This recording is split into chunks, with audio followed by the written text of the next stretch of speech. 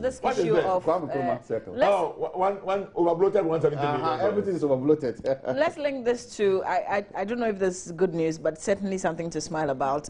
BOST exporting petroleum product to Burkina Faso. It's good news for my people. This is happening in your backyard. My backyard, indeed. Yeah. When I went round to campaign, I made a point that that facility must serve the people too. Because the land belongs to the people in the BOLGATanga Central. But hardly do you find people, the youth, being employed there. So I made it a campaign play that I will re-engage the management of BOST to ensure that we are not talking about the high-level technical skills, petrochemical people, but even if it is labourer, clerks, sweepers, some quota should be given to the people because there's no factory in the BOLGATanga Central constituency. That is my pledge. Your party people? My pledge. Or the youth. The youth. You know, everybody and anybody. I said the youth. So that's my way. And if by that time, Iwodako is still the head of the place, I will engage him. It's good news because the Sahelian countries will drive all the way to Tema. Some will go to Bupe to cut the petroleum products. Now, they will only end up in Bolga. And that would create some job. Loading of these things will also create jobs for the people.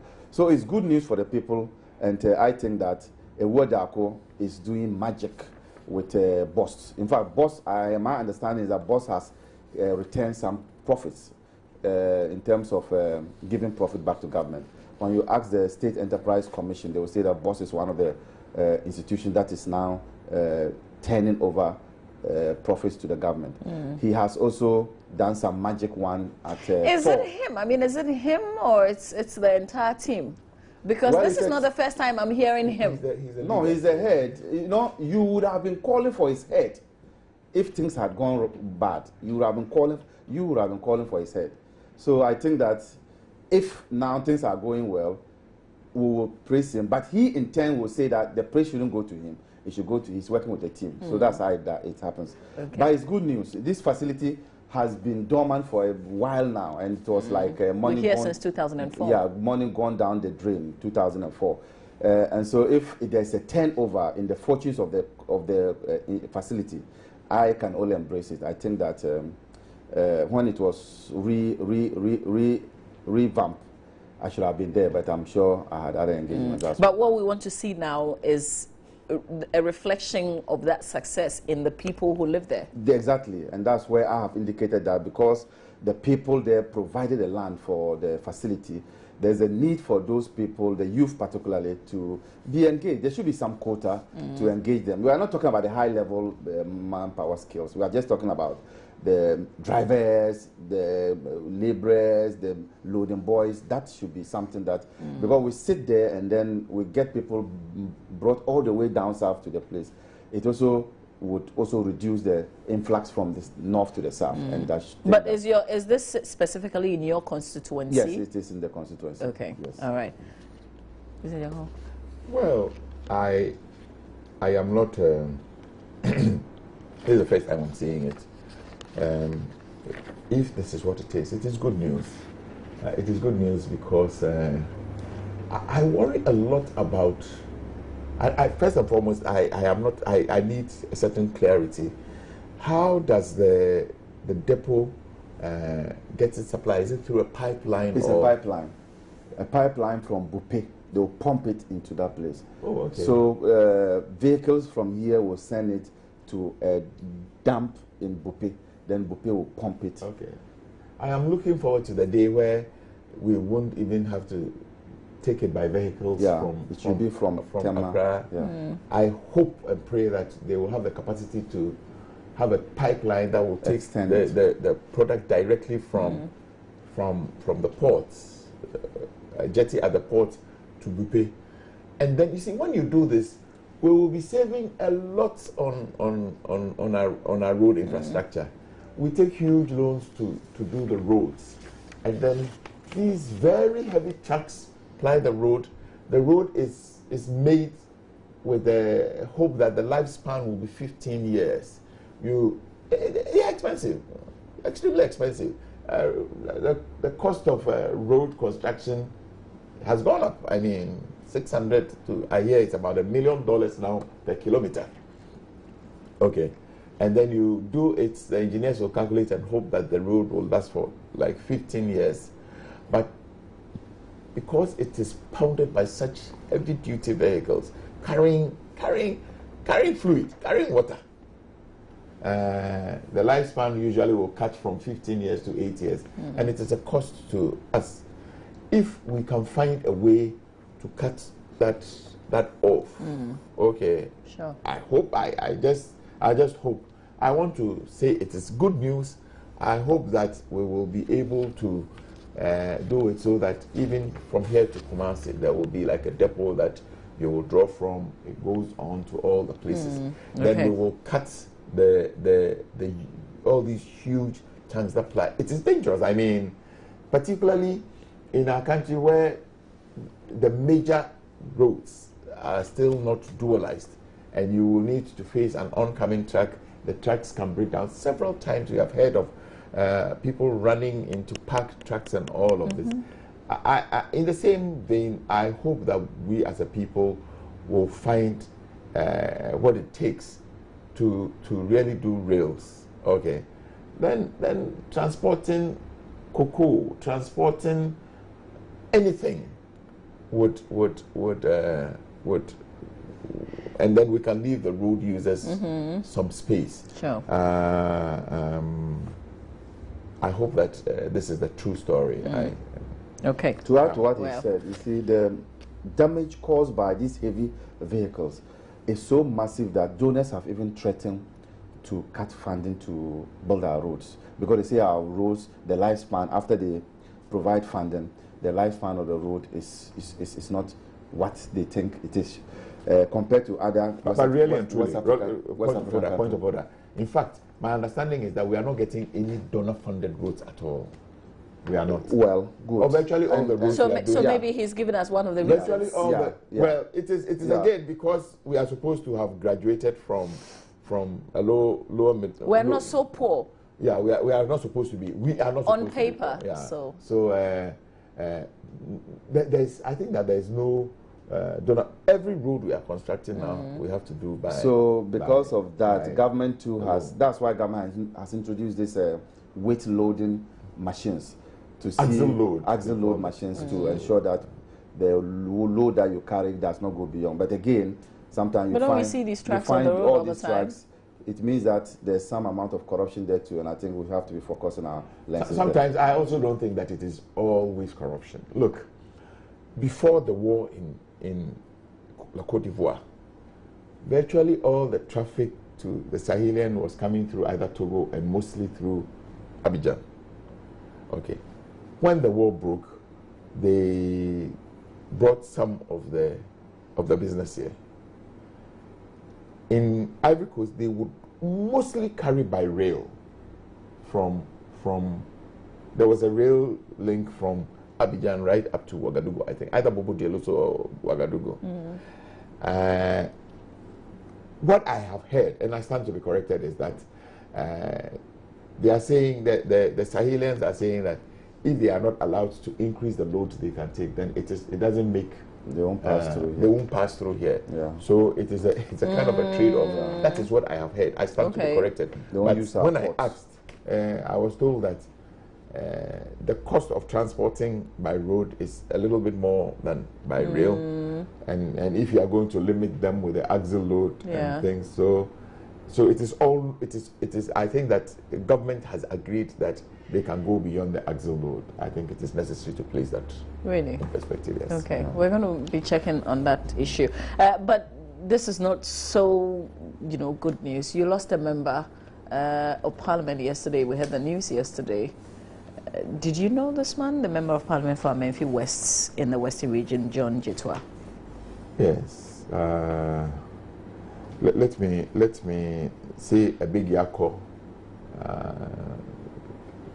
to wit my deepest condolences to his family, wife, children, extended family.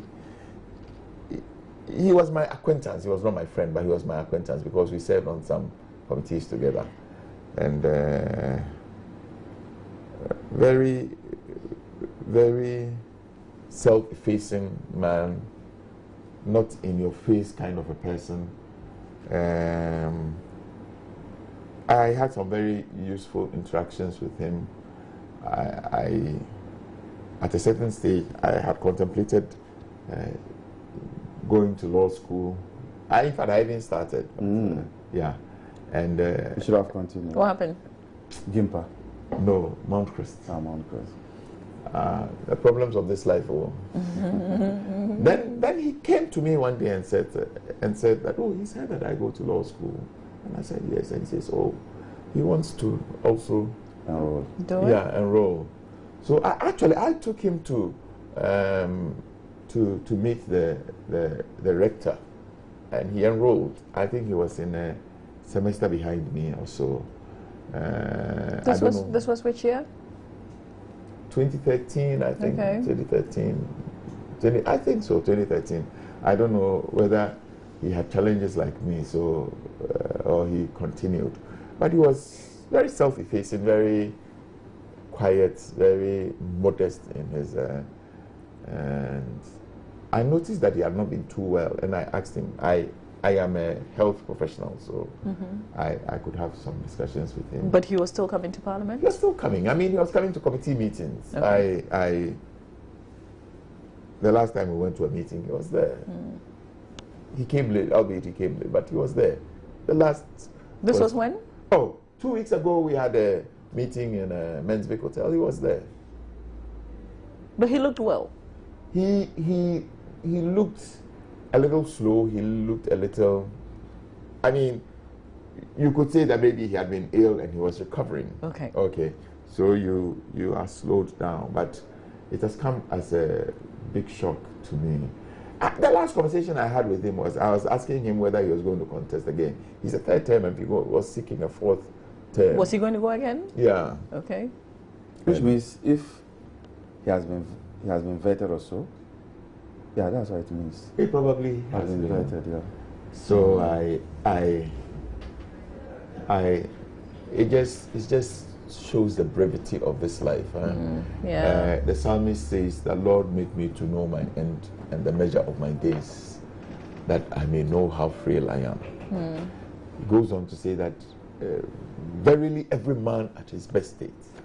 For him, exalted position of a member of parliament, verily every man at his best state is vanity. I am sorry. I feel hurt by his loss. I pray that the good Lord will console his wife, his children, and his family. I know he's an acquaintance, and I feel pained by his passing away. May he rest in peace. Mr. Amaba, you've lost a member of your party. Yes, it's sad news for the NDC fraternity, and particularly those in Amenfi West. I have not had any close contact with him. I don't know him personally, but nonetheless, he belongs to the large family of the NDC. Hearing what I'm hearing from my colleague, I think that he was a hard-working person, because if he was still down with ailment but could still attend committee meetings as late as 2 weeks ago, I think he gave his all to Ghana, and he served Ghana well. My condolences to the family. It is too early to be talking about by-elections. Let's get him a befitting burial, and then from there we can take it up. So how does it work? Even though the primaries are so close, you still have to, because Parliament is... I think the law is so that there will still be a by-election. I think the law, has not to be corrected. If it is 3 months, you will, if it is 6 months. 6 months to elections. If it is 6 months to elections, then you will not. There will not be a by-election. Yeah, but it's a long way now to elections. No, certainly. So there will be a by-election. There will be a by-election. I think the good people of Amenfi West, is that? Yeah. Yes. Amenfi Central. Amenfi West. Is it Amenfi West or yes, Amenfi West. Amenfi West, okay. Yeah. They deserve representation. Okay, I know you had some thought to share on the late Samuel Nrama and his wife asking for the report and all, but I'm not sure we have. Maybe we can use 1 minute to deal with that. I have heard that his wife is asking for the report of that investigation. Yes. I think it is unfortunate that we should wait for the wife to ask for something like this. A young soul has been lost in line of duty. The least we could do for him and his family is to have done this. I think it is unfortunate and irresponsible, to say the least, that government will look on 2 months after the event, to the extent that the wife must ask for it. I think that this is the height of irresponsibility, and the earlier government brings a closure to this matter, the better. This is not a government issue. We have state institutions that deal with these matters. The police, yesterday I heard them say that they had arrested the driver. He's on bail, and that investigations are going on. Surely the police cannot cover up, and I'm sure at the end of the day the report will come up. When? But I don't work with the police institution. It's been almost 2 months. I don't work with the police institution. Earlier we heard these things don't take more than a week. You see, a moment ago, when you spoke about BOST, and a reference was made to the Chief Executive Officer, Mr. Kwame Wada, yes, my political opponent in the last election. He should have repeated himself. Oh, I'm sure yes. he would have beat you. Oh, so why did he not come? Okay, so he said it was the individual, not... He said that it would be his head. Yes. You see, very convenient. Now, the man, you see... But the police has a head. What makes it even worse The police has a head. What makes it even worse is that this was in the office of the president. Yeah. I didn't attribute this was in the success to the president. I want to say thank you to you. Thank you for... So when it is convenient, then it is... Words that cause success, I didn't attribute it to the president. You must acknowledge the head. All right, it is stay not with us. something that came out of the office of the president. Before we wrap up, is entertainment. Amalba's chambers.